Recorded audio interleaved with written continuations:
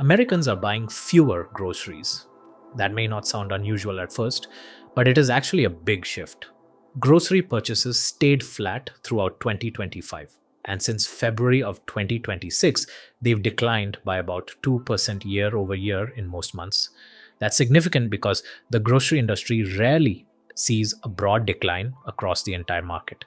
So, what's driving it? Consumers are still dealing with high food prices, inflation, and changes to SNAP benefits. As a result, retailers like Walmart and Kroger are working even harder to keep prices low, while shoppers continue putting fewer items in their carts. That combination is making it much harder for grocers to grow profits. Think about it. A grocery trip that might have cost $300 a few years ago could easily cost around $400 today. Eventually, even higher income shoppers start noticing that difference. And when they do, they begin comparing prices, switching stores, and looking for better value. That behavior is becoming much more common. Today, around 28% of consumers say they're actively trying to reduce how much they spend on groceries. More than half of those shoppers are choosing lower priced brands, including private labels.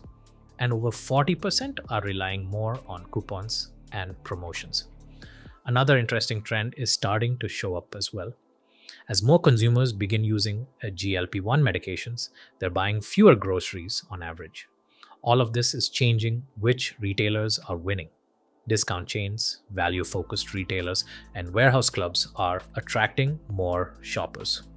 But here's the interesting part. Winning isn't simply about offering the absolute lowest prices.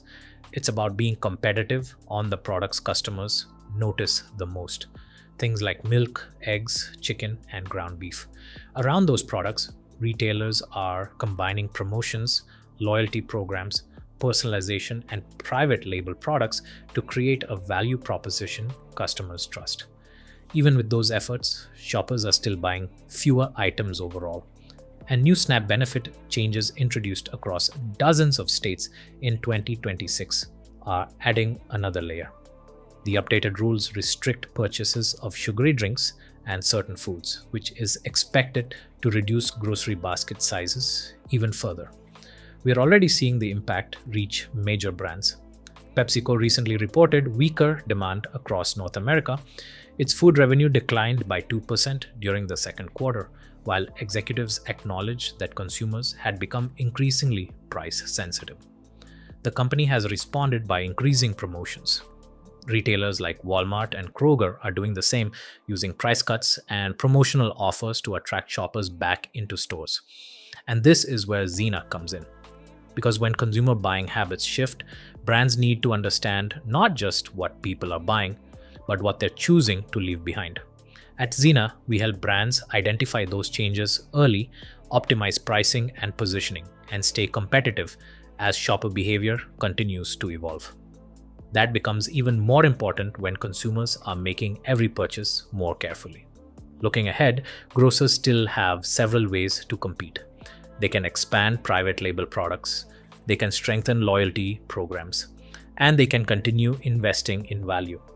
But broader economic pressures like inflation and fuel costs will also play a major role. Until those pressures ease, grocery retailers may continue facing a shopper who spends more money while taking home fewer products.